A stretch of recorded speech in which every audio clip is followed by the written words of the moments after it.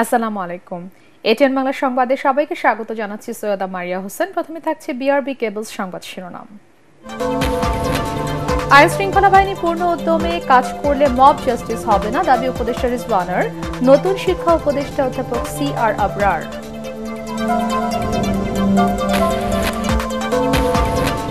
গণহত্যাকারী শেখ হাসিনার বিচারের পরেই সংসদ নির্বাচন চায় জাতীয় নাগরিক পার্টি। ভোট পেছালে মেনে নেবে না জনগণ, মন্তব্য মির্জা আব্বাসের।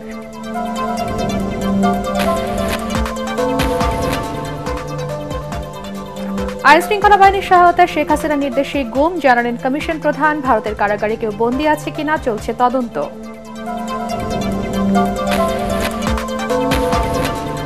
ডলার সহায়তা নিয়ে ট্রাম্পের বক্তব্যে দুদেশের সম্পর্কের প্রভাব পড়েনি, ভারতের সাথে চলমান ভিসা সংকট দিল্লির তৈরি, দাবি পররাষ্ট্র উপদেষ্টার। এবং 133 কোটি টাকা পাচারের মামলায় সাদিক এগ্রোর মালিক ইমরান কারাগারে, আরও কয়েকজন রাঘব বোয়াল জড়িত বলছে সিআইডি।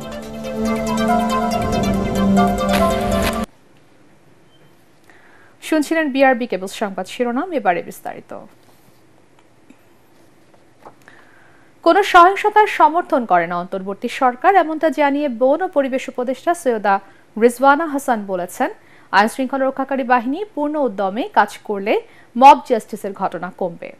উপদেষ্টা পরিষদের বৈঠক শেষে সংবাদ সম্মেলনে তিনি জানান, জুলাই ঘোষণাপত্র নিয়ে কোনো অগ্রগতি নেই। এ সময় প্রধান উপদেষ্টার প্রেস সচিব শফিকুল আলম জানান, শিক্ষা উপদেষ্টা হতে যাচ্ছেন অধ্যাপক ডক্টর CR আবরার। কাল সকালে বঙ্গভবনে শপথ নেবেন তিনি, আরও জানাচ্ছেন একরামুল হক সাহেব। প্রধান উপদেষ্টা ডক্টর মোহাম্মদ ইউনূসের সভাপতিত্বে উপদেষ্টা পরিষদের সভা অনুষ্ঠিত হয়। তেজগাঁওয়ে প্রধান উপদেষ্টার কার্যালয়ে অনুষ্ঠিত সভায় উপদেষ্টারা ছাড়াও সরকারের ঊর্ধ্বতন কর্মকর্তারা উপস্থিত ছিলেন। বৈঠক শেষে রাজধানীর ফরেন সার্ভিস একাডেমিতে সংবাদ সম্মেলনে সভায় নেয়া বিভিন্ন সিদ্ধান্ত তুলে ধরেন বন ও পরিবেশ উপদেষ্টা সৈয়দা রিজওয়ানা হাসান। সরকার চাঁদাবাজি রোধে এ সময় রাজধানীর মোহাম্মদপুরের প্রকাশ্যে ধূমপান করা 2 তরুণীকে লাঞ্ছনার ঘটনার বিষয়ে কথা বলেন উপদেষ্টা। আজকে আমরা জেনেছি যে আসলে উভয় পক্ষই পুলিশের সামনে একটি আপোষনামা স্বাক্ষর করেছে, এবং যেহেতু দুই পক্ষই আপোষনামায় স্বাক্ষর করেছে, কাজেই সেক্ষেত্রে ওইটাকেই আমাদের চূড়ান্ত বলে বিবেচনা করতে হচ্ছে। মব জাস্টিস বা মোরাল পুলিশিং এর কোনো সুযোগ এখানে নেই, এদেশে নেই। সরকার এটার বিরুদ্ধে সবসময়ই একটা শক্ত অবস্থানে আছে।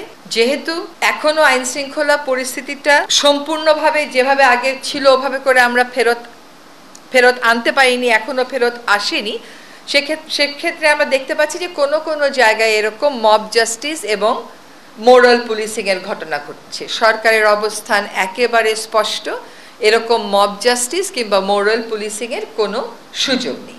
এই ইস্যুতে স্বরাষ্ট্র উপদেষ্টার পদত্যাগের দাবি প্রসঙ্গেও সরকারের অবস্থান জানান তিনি। স্বরাষ্ট্র উপদেষ্টা মহোদয়ই থাকছেন। জুলাই ঘোষণাপত্রের কোনো অগ্রগতি রয়েছে কিনা এমন প্রশ্নেরও জবাব দেন রিজওয়ানা হাসান। শেষ যেটুকুন আপনারা অগ্রগতি জেনেছিলেন তারপরে আর কোনো অগ্রগতি হয়নি। আমার জানা মতে কিছু কিছু রাজনৈতিক দল তাদের মতামত পাঠিয়েছে, কিন্তু সকল রাজনৈতিক দল এখনো তাদের মতামত চূড়ান্ত করে পাঠাতে পারেনি। বিচার ও সংস্কার ছাড়া নির্বাচন হবে না, নাগরিক পার্টির নেতাদের এমন বক্তব্যেরও প্রতিক্রিয়া জানতে চান সাংবাদিকরা। রাজনৈতিক দলগুলোর বক্তব্য তার নিজের বক্তব্য, এখানে আমাদের হ্যাঁ বা না বলার তো কিছু নেই, বা এটা আমাদের কন্ট্রোল করারও কোনো সুযোগ নেই, কোনো ইচ্ছাও নেই। সংস্কার আগে না নির্বাচন আগে এ সমস্ত প্রশ্ন না। আমরা বলেছি আমাদের প্রাধিকারের মধ্যে সংস্কার, নির্বাচন, বিচার এই তিনটাই আছে। মাননীয় প্রধান উপদেষ্টা মহোদয় যেটা বলেছেন, ডিসেম্বর থেকে জুনের মধ্যেই নির্বাচনটা হবে। এখন ডিসেম্বর থেকে জুন যখন উনি বলেন, উনি তো ডিসেম্বর বাদ দেন না, ডিসেম্বর নিয়েই বলেন। কাজেই উনার মুখ থেকে নির্বাচনের চূড়ান্ত তারিখটা শোনার জন্য আপনারা অপেক্ষা করবেন। এ সময় প্রধান উপদেষ্টার প্রেস সচিব শফিকুল আলম জানান, নতুন উপদেষ্টা হিসেবে বুধবার সকাল 11টায় শপথ নিতে যাচ্ছেন ঢাকা বিশ্ববিদ্যালয়ের সাবেক শিক্ষক অধ্যাপক ডক্টর CR আবরার। তিনি দায়িত্ব পাচ্ছেন শিক্ষা মন্ত্রণালয়ের। ইকরামুল হক সায়েম, এটিএন বাংলা, ঢাকা। পুরনো সংবিধান ও শাসন কাঠামো রেখে নতুন বাংলাদেশ বিনির্মাণ সম্ভব নয় বলে দাবি করেছে জাতীয় নাগরিক পার্টি। সাভারে জাতীয় স্মৃতিসৌধে মুক্তিযুদ্ধের বীর শহীদদের প্রতি শ্রদ্ধা নিবেদন শেষে দলের আহ্বায়ক নাহিদ ইসলাম বলেন, সেকেন্ড রিপাবলিক প্রতিষ্ঠায় কাজ করছেন তারা। পরে রায়ের বাজারে জুলাই অভ্যুত্থানের শহীদদের গণকবর জিয়ারত করেন নবগঠিত দলটির নেতারা। এ সময় নাগরিক পার্টির উত্তরাঞ্চলের মুখ্য সংগঠক সার্জিস আলম জানান, শেখ হাসিনার বিচারের আগে কোনো নির্বাচন নয়। মাজহারুল হক মুহাজিরের রিপোর্ট। আত্মপ্রকাশের পর সাভারের জাতীয় স্মৃতিসৌধে বীর শহীদদের শ্রদ্ধা জানিয়ে আনুষ্ঠানিক সূচনা করল বহুল আলোচিত রাজনৈতিক দল জাতীয় নাগরিক পার্টি এনসিপি। সকালে দলের আহ্বায়ক নাহিদ ইসলাম, সদস্য সচিব আক্তার হোসেন দলের বাকি সদস্যদের নিয়ে স্মৃতিসৌধে শ্রদ্ধা জানান। এ সময় সাংবাদিকদের কাছে নিজেদের লক্ষ্য তুলে ধরেন দলের নেতারা।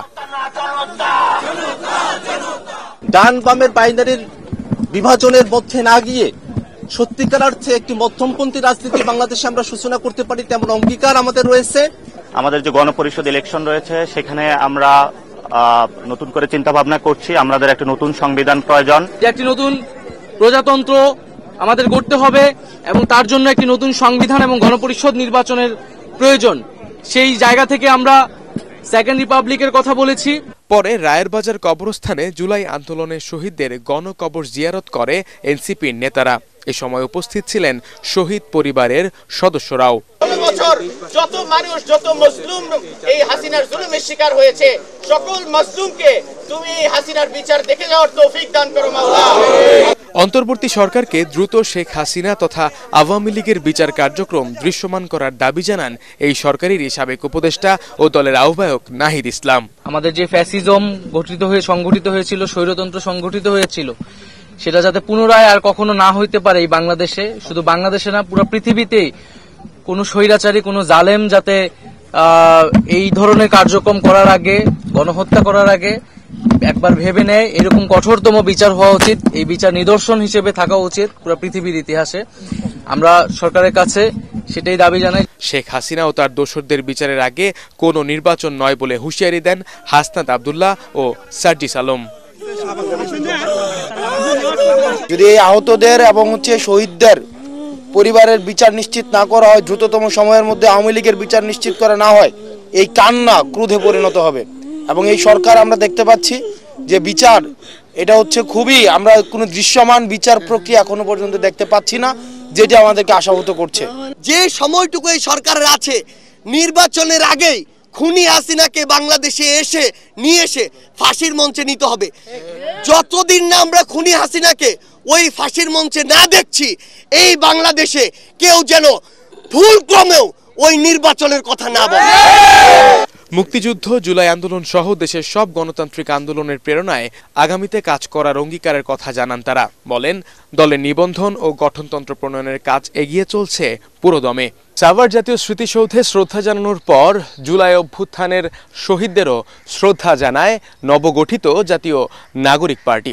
এ থেকে তাদের বার্তাটা স্পষ্ট, ৭১-এর সাথে নেই ২৪-এর কোনো সংঘর্ষ। তারা বলছেন ৭১-কে লালন করেই ২৪-কে ধারণ করবে নতুন এই দল। রায়ের বাজার কবরস্থান থেকে মাজহারুল হক মুহাজির, এটিএন বাংলা, ঢাকা। গণহত্যাকারী শেখ হাসিনার বিচারের কথা বলে জাতীয় নির্বাচন পেছালে দেশের জনগণ মেনে নেবে না বলে মন্তব্য করেছেন বিএনপির স্থায়ী কমিটির সদস্য মির্জা আব্বাস। রাজধানীর ইউনাইটেড হাসপাতালে চিকিৎসাধীন দলের মহাসচিব মির্জা ফখরুল ইসলাম আলমগীরকে দেখতে গিয়ে সাংবাদিকদের তিনি কথা বলেন। ছাত্রদের নতুন দলকে উদ্দেশ্য করে মির্জা আব্বাস বলেন, ফ্যাসিবাদ তাড়াতে গিয়ে নিজেরাই যেন ফ্যাসিস্ট না হয়ে ওঠে। নির্বাচন নিয়ে দেশ বিদেশের অনেক ষড়যন্ত্র আছে দাবি করে তিনি বলেন, ভোট নিয়ে অনিশ্চয়তা দেশের জন্য মঙ্গল বয়ে আনবে না। কোনো অসুবিধা নেই। আওয়ামী লীগের এবং আওয়ামী ফ্যাসিস্ট সরকারের বিচার বিএনপি চায়, আমি চাই, সবাই চায়। তো বিচার করতে কেউ নিষেধ করে নাই, বিচার হতেই হবে। বাংলাদেশের মাটিতে যে গণহত্যা হয়েছে, এই গণহত্যার বিচার হতেই হবে। তো বিচারটা হোক না, কিন্তু কথাটা হলো নির্বাচন প্রক্রিয়া পিছিয়ে দেওয়ার জন্য কোনো অজুহাত তৈরি করা যাবে না। আমার মনে হচ্ছে কিছু কিছু লোক নির্বাচন প্রক্রিয়া পিছিয়ে দেওয়ার জন্য, নির্বাচন না করার জন্য একটা অজুহাত তৈরি করার পায়তারা করতেছেন, সৃষ্টি করতেছেন। এটার মধ্যে দেশি বিদেশি চক্রান্ত কাজ করতেছে। এনআইডি সেবা অবশ্যই নির্বাচন কমিশনের অধীনে থাকা উচিত বলে মন্তব্য করেছেন প্রধান নির্বাচন কমিশনার এএমএম নাসির উদ্দিন। বিকালে রাজধানীর আগারগাঁওয়ে নির্বাচন ভবনে সাংবাদিকদের প্রশ্নের জবাবে তিনি এই কথা বলেন। এ সময় সিইসি বলেন, ভোটার তালিকা হালনাগাদের কাজ চলমান আছে। জাতীয় নির্বাচন সামনে রেখে ইসি সব ধরনের প্রস্তুতি নিচ্ছে বলেও জানান তিনি। যদি আলাদা কোনো কর্তৃপক্ষ হয়ে যায় আমাদের অধীনে থাকে, তার তো কোনো অসুবিধা তো নাই। নির্বাচন কমিশনের সাথে আলোচনা না করে কোনো এই ধরনের একটা মেজর সিদ্ধান্ত নেবে না বলে আমার বিশ্বাস। ভোটার তালিকা হালনাগাদের কার্যক্রম চলছে, সামনে একটা জাতীয় নির্বাচন আছে।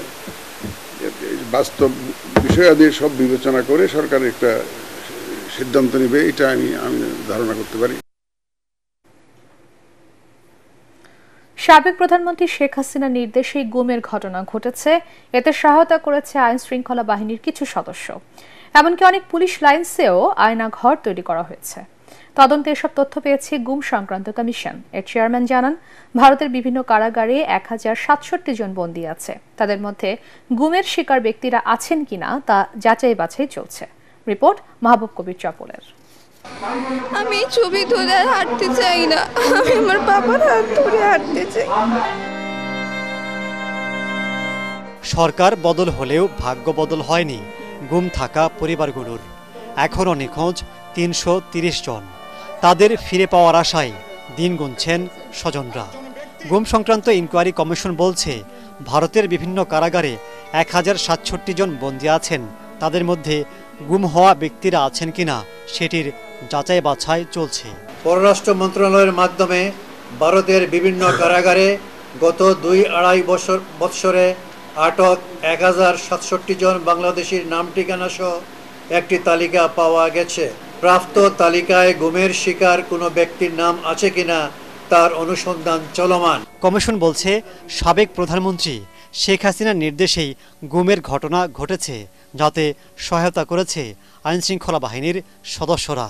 এমনকি পুলিশ লাইন্সেও আয়নাঘর তৈরি করে নির্যাতন করা হয়েছে। আপনারা অবাক হয়ে যাবেন, আমরা এমন একটা জায়গা পেয়েছি যে পুলিশ লাইনের ভিতরে কারাগারের মতো গোপন বন্দিশালা তৈরি করে রাখা হয়েছে, যেটি একেবারেই অ্যাবসার্ড একটা ব্যাপার, কিন্তু সেটিও আমরা বগুড়ায় পেয়েছি।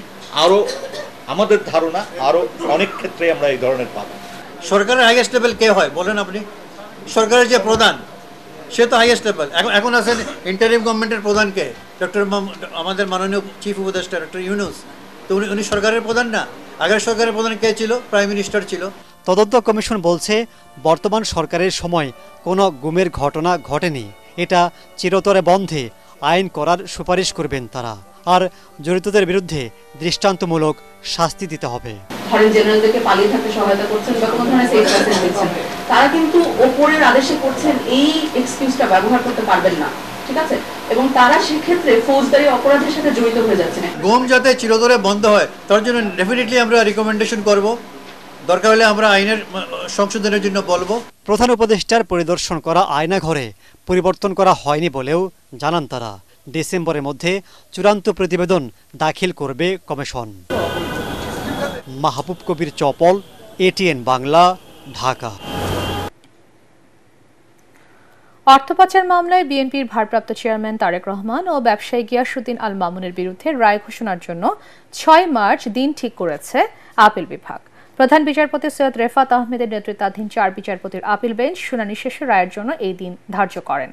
2016 সালের 21শে জুলাই বিচারিক আদালতের খালাসের রায় বাতিল করে তারেক রহমানকে 7 বছর কারাদণ্ড দেয় হাইকোর্ট।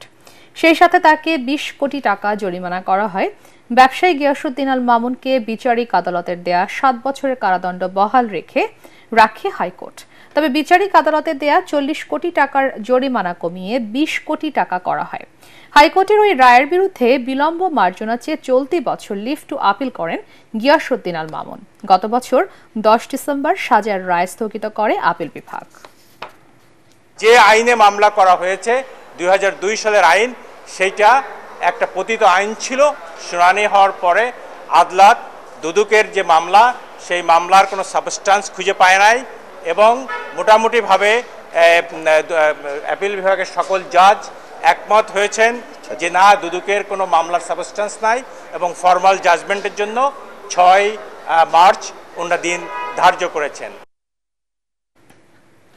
বাংলাদেশে কাজ করা দুটি প্রতিষ্ঠানকে ডলার সহায়তা নিয়ে মার্কিন প্রেসিডেন্ট ডোনাল্ড ট্রাম্পের বক্তব্য উস্কানিমূলক নয় এবং দুদেশের সম্পর্কে কোনো অবনতি হয়নি এমন দাবি করেছেন পররাষ্ট্র উপদেষ্টা তৌহিদ হোসেন। তিনি বলেন, ভারতের সাথে চলমান ভিসা সংকট তাদেরই তৈরি। দিল্লির সাথে সুসম্পর্ক রাখতে চায় ঢাকা। আরো জানাচ্ছেন ইয়াসিন রানা।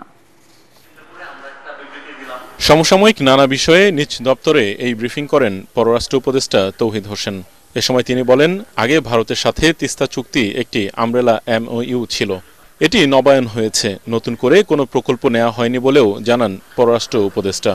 রিনিউয়ালের সময় দুই পক্ষেরই কিছু অতিরিক্ত সংযোজনের ব্যাপার ছিল, এই কারণে একটু দেরি হয়েছে। এগুলো যেহেতু দুই পক্ষেরই কিছু অতিরিক্ত বক্তব্য আছে, সেটা পরস্পরের কাছে আদান প্রদান করে ঠিকঠাক করে তারপরে সই হবে, সেটা সই হয়েছে, MOU হিসেবে সই হয়েছে। এখন এটার এই যে একটা আমব্রেলা MOU, এর অধীনে কোনো প্রজেক্ট অবশ্যই নেওয়া যেতে পারে, এ নিয়ে এখনো ফাইনালাইজ কিছু হয়নি। দিল্লির সাথে ঢাকা ভালো সম্পর্ক রাখতে চায় জানিয়ে উপদেষ্টা বলেন, চলমান ভিসা জটিলতা বাংলাদেশের নয়, ভারতের সৃষ্টি।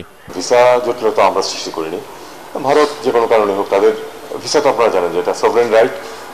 কোনো দেশ কাউকে যদি ভিসা না দেয় বা কোনো গোষ্ঠীকে ভিসা না দেয়, এটা নিয়ে কোনো প্রশ্ন তোলা যাবে না, এটা তাদের সিদ্ধান্ত। তারা, আমরা আশা করবো যে তাদের সিদ্ধান্ত জানাবেন আমাদেরকে বা তাদের কার্যকলাপ বাড়াবেন, যাতে করে লোকজন যারা ভিসা চায় তারা ভিসা পেতে পারে।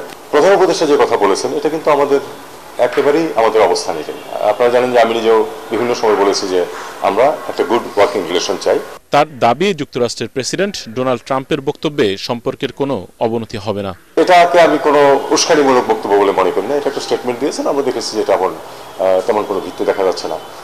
উনি তো স্পষ্ট করে এ কথাও বলেননি যে বাংলাদেশের একটা প্রতিষ্ঠানকে দিয়ে দেওয়া হয়েছে, এরকম কথা কিন্তু উনি বলেননি। এখন দুই ব্যক্তি বলতে উনি কাদেরকে বুঝেছেন আমরা জানি না, কাজে এটা নিয়ে আমরা এরপরে আর কোনো বাড়াবাড়ি করার কোনো প্রয়োজন দেখি। প্রেসিডেন্ট বলেছেন একটা, প্রেসিডেন্ট কোনো ডিটেলস দেন নেই বা কারো অ্যাকিউজেশনও করেন নেই। আমরাও দেখেছি যে আসলে এরকম কোনো কিছু নেই, কাজে এটা নিয়ে মার্কিন যুক্তরাষ্ট্রের সাথে সম্পর্ক খারাপ হওয়ার আমি কোনো কারণ দেখি। জাতিসংঘ মহাসচিবের সফর সূচি এখনও ঠিক হয়নি বলে জানান পররাষ্ট্র উপদেষ্টা তৌহিদ হোসেন। ইয়াসিন রানা, ATN বাংলা, ঢাকা। 133 কোটি টাকা পাচারের ঘটনায় গ্রেফতার সাদিক এগ্রোর মালিক ইমরান হোসেনের জামিন নামঞ্জুর করে কারাগারে পাঠিয়েছে আদালত। এর আগে তাকে রাজধানীর মালিবাগ এলাকা থেকে গ্রেফতার করে পুলিশের অপরাধ তদন্ত বিভাগ CID। ব্রিফিংয়ে সংস্থাটি জানিয়েছে, থাইল্যান্ড, নেপাল ও ভুটান সহ বেশ কয়েকটি দেশে ইমরান হোসেনের টাকা পাচারের প্রাথমিক প্রমাণ মিলেছে। এর আগে জড়িত আরো বেশ কয়েকজন। রাঘব বোয়াল, ইমদাদুল্লাহ বাবুর রিপোর্ট।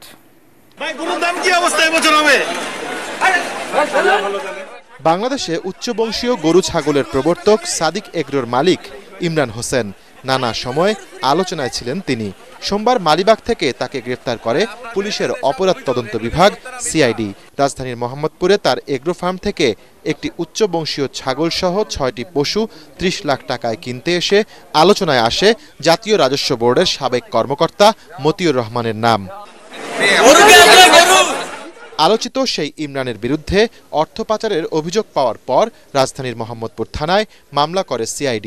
প্রাথমিক তদন্তে সংঘবদ্ধ অপরাধ চক্রের সহযোগিতায় চোরাচালান এবং প্রতারণা ও জালিয়াতির মাধ্যমে 133 কোটি টাকা পাচারের প্রমাণ মেলে। CIDর অতিরিক্ত DIG একরামুল হাবিব জানিয়েছেন, ইমরানের সাথে আরও বেশ কয়েকজনের সম্পৃক্ততার প্রাথমিক তথ্য পাওয়া গেছে।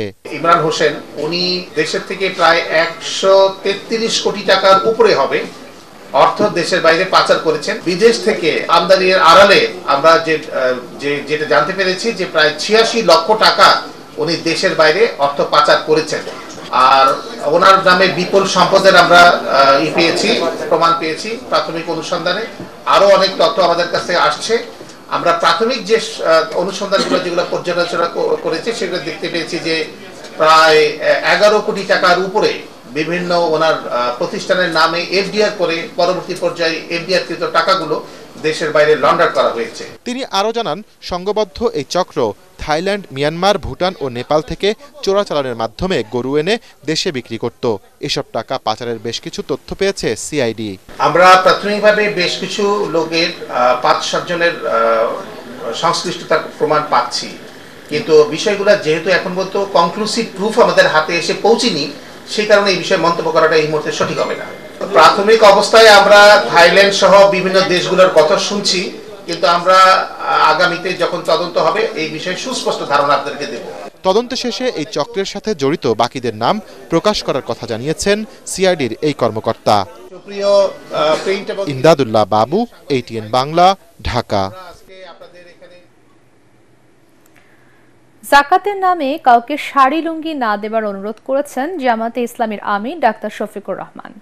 ন্যাশনাল ডক্টরস ফোরাম ঢাকা মহানগর উত্তরের উদ্যোগে চিকিৎসকদের সম্মানে রাজধানীর শ্যামলীতে এক ইফতার মাহফিলে তিনি বলেন, জাকাত গরিবের হক, এর মাধ্যমে তাকে স্বাবলম্বী করার ব্যবস্থা করতে হবে। জামাতকে ক্ষমতায় বসানোর জন্য নয়, আন্দোলন করে আল্লাহর কুরআনের আইন প্রতিষ্ঠা করাই তাদের লক্ষ্য বলে জানান আমিরে জামাত। এই জাকাতের টাকা এটা আগুন, এই আগুনে আমরা হাত দিই না, দিব না। এটা যার পাওনা তার কাছে আমরা পৌঁছে দেওয়ার চেষ্টা করি। আর আমাদের পদ্ধতিটাই হচ্ছে যে ওই পদ্ধতি যেটা আল্লাহর রাসূল বলেছেন, যাকে একবার জীবনে দিবা তার জন্য দ্বিতীয়বার আর কারো কাছে হাত পাততে না হয়। তো আল্লাহর রাস্তে হাত জোড় করে অনুরোধ করব, শাড়ি এবং লুঙ্গি বিতরণ করবেন না। 20 টাকা, 100 টাকা, 50 টাকা দিবেন না। এ দিয়ে সে স্বাবলম্বী হবে না, জাকাতের মকসদ পূরণ হবে না, আল্লাহ রাসূল যে সুসংবাদ দিয়েছেন ওইটা বাস্তবায়ন হবে না। দেশ ও জাতি একটা কঠিন সময় পার করছে এবং এর থেকে উত্তরণ বড় চ্যালেঞ্জ বলে মন্তব্য করেছেন জাতীয় পার্টির চেয়ারম্যান GM কাদের। রাজধানীর একটি হোটেলে কূটনৈতিক এবং রাজনীতিবিদদের সম্মানে আয়োজিত ইফতার মাহফিলে তিনি বলেন, অহেতুক দ্বন্দ্ব ঐক্য নষ্ট করছে, এমন বিভাজন সমাজকে ক্ষতবিক্ষত করছে। ইফতার মাহফিলে বিভিন্ন দেশের রাষ্ট্রদূত ছাড়া অন্যান্য দলের নেতারা উপস্থিত ছিলেন। আমাদের অবশ্যই ঐক্যের পথকে নতুন করে আবিষ্কার করতে হবে। আসুন রমজান অনুপ্রাণিত করে এমন সহানুভূতির, সমঝোতার, বন্ধুত্বের চেতনাকে আমরা আলিঙ্গন করি। আসুন আমরা একসাথে হাতে হাত মিলিয়ে বাংলাদেশের জন্য একটি উজ্জ্বল ভবিষ্যৎ গড়তে কাজ করি। এমন একটি ভবিষ্যৎ যেখানে শান্তি ও সম্প্রীতি বিরাজ করবে, একে অপরের প্রতি শ্রদ্ধাশীল ও সহনশীল হব। জাতি হিসেবে বাংলাদেশ সবসময় সকলের সঙ্গে বন্ধুত্ব, কারোর সঙ্গে বিদ্বেষ নয় নীতি লালন করেছে। এটি হলো সেই পথ প্রদর্শক আলো যা আন্তর্জাতিক মঞ্চে আমাদের পথকে আলোকিত করে। রমজানের তৃতীয় দিনে জমে ওঠে রাজধানীর ইফতার বাজার। রকমারি সব ইফতার সামগ্রীর মধ্যে ক্রেতারা বেছে নেন পরিবারের সদস্যদের পছন্দের খাবারগুলোই। তবে বেশিরভাগ খাবারের দাম বেশি হওয়ায় অনেকেই ফেরেন অল্প সামগ্রী নিয়ে। ব্যবসায়ীদের দাবি, নিত্যপণ্যের বাজার চড়ার কারণে ইফতার সামগ্রীর দাম বাড়তি। ঐশী গোস্বামী প্রমার রিপোর্ট। প্রতি বছরের মতো এবারেও রমজান উপলক্ষে বাহারি সব খাবারের পসরা সাজিয়ে বসেছেন রাজধানীর ফার্মগেট, কারণ বাজারের ব্যবসায়ীরা। তাই তো শহরের বিভিন্ন প্রান্ত থেকে রোজাদাররা ছুটে আসছেন পরিবারের পছন্দের ইফতার কিনতে। মালাই জিলাপি, শাহী হালিম, রেশমি কাবাব, চিকেন ক্রম চিজ বল, জালি কাবাব, বিফ গ্রিল চাপ, শাহী দই বড়া সহ ইফতারে নানা মুখরোচক খাবারের পসরা ছিল স্টার ইফতার বাজারে। 50-60টার উপর আইটেম থাকে, এখন অ্যাভেলেবেল সবগুলো নাই, কিছু কিছু আইটেম শেষ হয়ে গেছে আর কি। আমরা স্পেশাল একটা করি item, Ramzan special beef curry chaap. এটা আমাদের শুধু রমজান মাসে হয়, 1 বছরের জন্যই। আমাদের প্রতি বছর চাপটা বেশি চলে, এবারকার চাপটা খুব কম চলতেছে। অন্যান্য আইটেম ওই পেঁয়াজও যেগুলো কম দামে 8 টাকা পিস, ওগুলো বেশি মানুষ ক্রয় করতেছে। তবে এত সব খাবার থাকার পরেও দাম বেশি থাকায় অসন্তোষ জানিয়েছেন অনেক ক্রেতাই। ওরে বাবা, অনেক কিছুই নিতে চাইছি, কিছুই নেওয়া যাচ্ছে না, অনেক দাম। এই যে খালি চিকেন ভেজিটেবল রোল নিলাম, আর কিছু নেওয়া যাবে না। স্টার কাবাবের মান ভালো, সেই জন্য আমরা, বাচ্চারাও পছন্দ করে, আমরাও খাইতে ভালো লাগে, সেই জন্য আমরা স্টার কাবাব থেকেই নিই। বিক্রেতারা বলছেন দ্রব্যমূল্যের ঊর্ধ্বগতি থাকায় দাম বেড়েছে কিছু পণ্যের দাম কমাতে সরকার কার্যকর ব্যবস্থা নেবে প্রত্যাশা সাধারণ মানুষের। ঐশী গোস্বামী প্রমা, ATN বাংলা, ঢাকা। কেবল প্রবল ইচ্ছা আর চেষ্টাতেই কঠিন কিছুও করা সম্ভব। নিজের চেষ্টায় উড়োজাহাজ বানিয়ে তাই প্রমাণ করলেন মানিকগঞ্জের এক তরুণ। সবাইকে অবাক করে নিজেই সেটি উড়িয়েছেন আকাশে। এর মাধ্যমে দেশের প্রযুক্তি উদ্ভাবনের এক নয়া দিগন্ত দেখল দেশ। মানিকগঞ্জ প্রতিনিধি শহীদুল ইসলাম সুজনের তথ্য ছবিতে আরো জানাচ্ছেন মাজহারুল হক মুহাজির।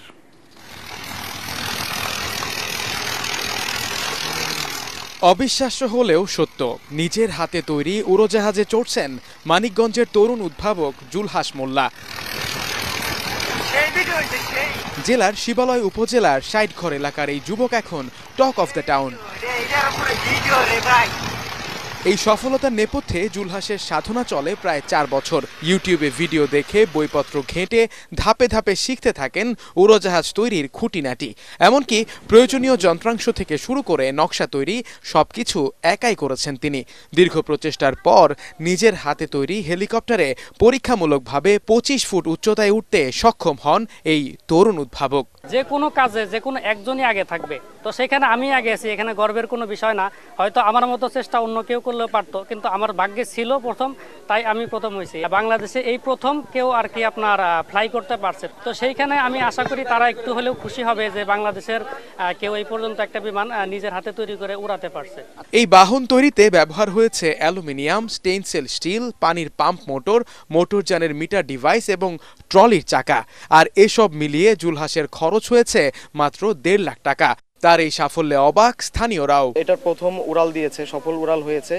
এরপর আমরা গতকালকেও আলহামদুলিল্লাহ ভালো এটাকে উড়ানো হয়েছে। এটিকে যদি বাণিজ্যিকভাবে সফলকাম করা যায় তাহলে বাংলাদেশের জন্য তথা বিশ্বের জন্য একটি যুগান্তকারী পদক্ষেপ হিসেবে বিবেচিত হবে। এরই মধ্যে জুলহাসের উদ্ভাবনে সার্বিক সহযোগিতার আশ্বাস দিয়েছেন মানিকগঞ্জ জেলা প্রশাসক ডক্টর মানোয়ার হোসেন মোল্লা। সরকারিভাবে আমরা আসলে কিছু করতে পারি কিনা এই বিষয়টা এগিয়ে নিয়ে যাওয়ার জন্য সেই বিষয়টা দেখা, বিমান বাহিনীর কর্মকর্তাগণ এই বিষয় নিয়ে গবেষণা করে তাদের সাথে ওনার যোগাযোগ ঘটাই দিতে পারলে যাতে এই বিষয়টা কমার্শিয়ালি উৎপাদন করা বাংলাদেশের পক্ষে সম্ভব হয়, সেই চেষ্টা আমাদের থাকবে।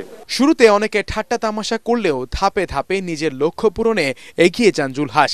স্বপ্ন দেখার সাহস আর অধ্যবসায় থাকলে কোনো কিছুই যে অসম্ভব নয় তাই প্রমাণ করেছেন তিনি। দেশের আকাশে দ্রুতই দেশীয় প্রযুক্তির তৈরি বিমান উড়বে, এমনটাই চাওয়া এখন জুলহাসের। মাসহারুল হক মুহাজির, এটিএন বাংলা। আল আরাফা ইসলামী ব্যাংক অর্থ সংবাদ।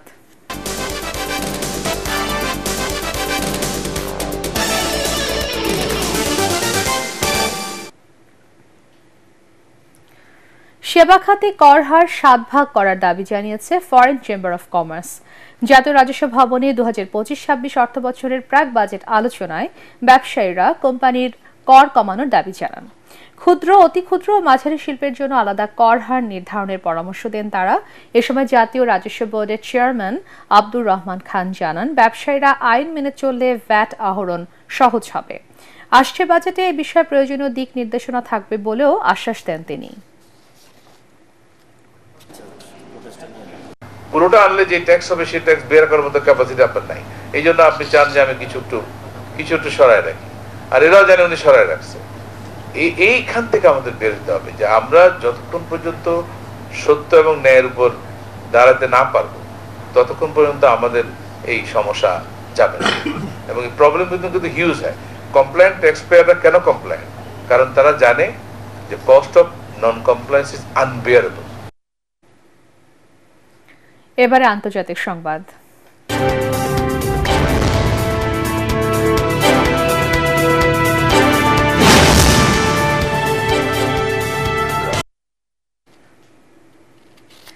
প্রায় 2100 কোটি ডলারের মার্কিন পণ্য আমদানির ওপর 10 থেকে 15% নতুন শুল্ক আরোপ করেছে চীন। সম্প্রতি মার্কিন প্রেসিডেন্ট ডোনাল্ড ট্রাম্পের চীনা পণ্যে বাড়তি শুল্ক আরোপের প্রতিবাদে এই ঘোষণা দিয়েছে বেইজিং। এতে চীন ও যুক্তরাষ্ট্রের মধ্যে বাণিজ্য উত্তেজনা আবারও বাড়তে শুরু করেছে। ট্রাম্প সম্প্রতি চীনা পণ্যের ওপর অতিরিক্ত 10% শুল্ক আরোপ করেন। এই সিদ্ধান্তের প্রতিক্রিয়ায় মার্কিন কৃষি ও খাদ্যপণ্যের ওপর নতুন শুল্ক বসিয়েছে চীন। এর মধ্যে মুরগির মাংস, গম, ভুট্টা ও তুলার ওপর 15% এবং সয়াবিন, গরুর মাংস, শূকরের মাংস, ফল, শাকসবজি ও দুগ্ধজাত পণ্যের ওপর 10% শুল্ক আরোপ করেছে বেইজিং। এছাড়া মার্কিন 25টি কোম্পানির বিরুদ্ধে রপ্তানি ও বিনিয়োগ নিষেধাজ্ঞা জারি করা হয়েছে।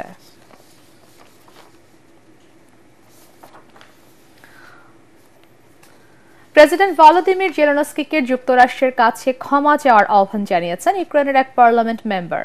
ইউক্রেনের বিরোধী দল ইউরোপিয়ান সলিডারিটি পার্টির সদস্য ওলেস্কি গনচারেঙ্কো বিবিসিকে দেয়া সাক্ষাৎকারে বলেন, গত সপ্তাহে হোয়াইট হাউসে ট্রাম্পের সাথে জেলেনস্কির এমন আচরণ করা উচিত হয়নি।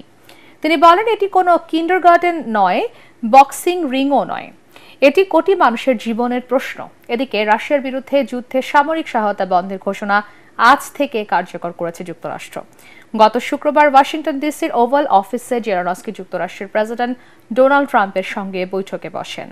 সেখানে ইতিবাচক আলোচনা এবং একটি ইউক্রেন যুক্তরাষ্ট্র খনিজ চুক্তির কথা থাকলেও আলোচনার এক পর্যায়ে উত্তপ্ত বাক্য বিনিময় হয় তাদের। এতে ক্ষিপ্ত হয়ে ইউক্রেনকে সামরিক সহায়তা বন্ধের ঘোষণা দেন ট্রাম্প। কক্সবাজার টেকনাফের নীলা আলী খালি গহীন পাহাড়ে নৌবাহিনী ও পুলিশের যৌথ অভিযানে অপহরণের শিকার 9 নারী ও 2 শিশুকে উদ্ধার করা হয়েছে। ভুক্তভোগী পরিবারের অভিযোগ, একদল সন্ত্রাসী দেশীয় অস্ত্র ও বন্দুক ঠেকিয়ে অপহৃতদের টেকনাফ উপজেলার নীলা আলী খালি নামের গহীন পাহাড়ে নিয়ে যায়।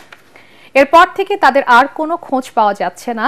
অভিযোগের ভিত্তিতে পাহাড়ে যৌথ অভিযান চালিয়ে নারী ও শিশু সহ 10 জনকে উদ্ধার করে নৌবাহিনী ও পুলিশ। উদ্ধার করা ব্যক্তিদের নিজ নিজ পরিবারের কাছে হস্তান্তর করা হয়েছে।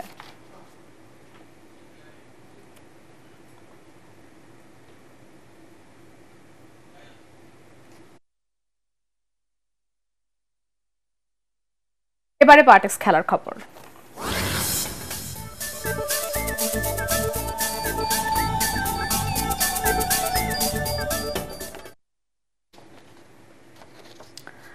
অস্ট্রেলিয়াকে হেসে খেলেই হারিয়ে চ্যাম্পিয়ন্স ট্রফি ফাইনালে পৌঁছে গেল ভারত। 265 রানে জয়ের টার্গেটে নেমে বিরাট কোহলির 50-তে 11 বল বাকি থাকতেই 6 উইকেটে 267 রান তুলে ম্যাচ জিতে নেয় ভারত। অথচ দলে 43 রানেই শুভম গিল ও রোহিত শর্মার উইকেট হারিয়ে চাপে পড়ে ভারত। কিন্তু তৃতীয় উইকেটে বিরাট কোহলি ও অক্ষর প্যাটেল 91 রানের জুটি গড়ে বিপদ সামাল দেন। জুটি ভাঙে দলের 134 রানে 45 রানে থাকা শ্রেয়াস আয়ারের বিদায়। ক্যারিয়ারের 75তম 50 করে 84 রানের পুঁজিতে সাজঘরে ফেরেন কোহলি। তখনও ভারতের জয়ে প্রয়োজন 44 বলে 40 রান। 24 বলে 28 রান করে দলের 259 রানে পান্ডিয়া বিদায় নিলেও লোকেশ রাহুল আর কোনো বিপদ ঘটাতে দেননি। রাহুল 42 রানে অপরাজিত থাকেন। এর আগে দুবাই আন্তর্জাতিক স্টেডিয়ামে টস জিতে ব্যাটিংয়ে নেমে ভারতের নিয়ন্ত্রিত বোলিংয়ে 264 রানের চ্যালেঞ্জিং স্কোর গড়ে অল আউট হয় অস্ট্রেলিয়া। অজি অধিনায়ক স্টিভ স্মিথ দলের পক্ষে সর্বোচ্চ 73 রান করেন। অ্যালে ক্যারি করেন 61 রান। ভারতীয় বোলারদের মধ্যে মোহাম্মদ সামি 48 রানে 3টি উইকেট তুলে নেন।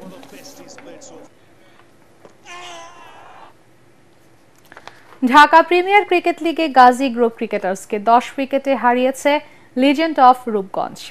বিকেএসপির 3 নম্বর গ্রাউন্ডে টসে হেরে ব্যাটিংয়ে নেমে প্রথম পাওয়ার প্লেতেই 17 রানে 6 উইকেট হারিয়ে চাপে পড়ে গাজী গ্রুপ। সেই চাপ আর কাটিয়ে উঠতে পারেনি তারা। রূপগঞ্জের বোলিং তোপে মাত্র 93 রানে অল আউট হয় গাজী গ্রুপ। রূপগঞ্জের বোলারদের মধ্যে শরীফুল ইসলাম 14 রানে 4টি এবং তানভীর ইসলাম 23 রানে 3টি করে উইকেট নিয়ে গাজীর ধস নামান। জবাবে তানজিদ হাসান তামিমের 46 বলে 65 রানের ইনিংসে 217 বল হাতে রেখে বিনা উইকেটে 97 রান তুলে জয় পায় লিজেন্ডস অফ রূপগঞ্জ। সাইফ হাসান 27 রানে অপরাজিত থাকেন। বিকেএসপির 4 নম্বর মাঠে পার্টেক্স স্পোর্টিং ক্লাবকে 77 রানে হারিয়েছে শাইনপুকুর ক্রিকেট ক্লাব। আর মিরপুর শেরে বাংলা স্টেডিয়ামে ব্রাদার্স ইউনিয়নকে 4 উইকেটে পরাজিত করেছে ধানমন্ডি স্পোর্টস ক্লাব। শেষ করার আগে বিআরবি কেবল সংবাদ শিরোনাম আরো একবার। আইন শৃঙ্খলা বাহিনী পূর্ণ উদ্যমে কাজ করলে মব জাস্টিস হবে না, দাবি উপদেষ্টা রিজওয়ানার। নতুন শিক্ষা উপদেষ্টা অধ্যাপক CR আবরার। গণহত্যাকারী শেখ হাসিনার বিচারের পরই সংসদ নির্বাচন চায় জাতীয় নাগরিক পার্টি। ভোট পেছালে মেনে নেবে না জনগণ, মন্তব্য মির্জা আব্বাসের। আইন শৃঙ্খলা বাহিনীর সহায়তায় শেখ হাসিনার নির্দেশে গুম, জানালেন কমিশন প্রধান। ভারতের কারাগারে কেউ বন্দী আছে কিনা চলছে তদন্ত।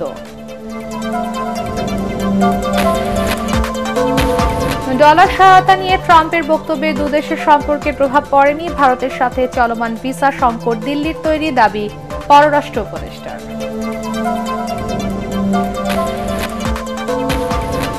এবং 133 কোটি টাকা পাচারের মামলায় সাদিক এগ্রোর মালিক ইমরান কারাগারে, আরো কয়েকজন রাঘব বল জড়িত বলছে সিআইডি।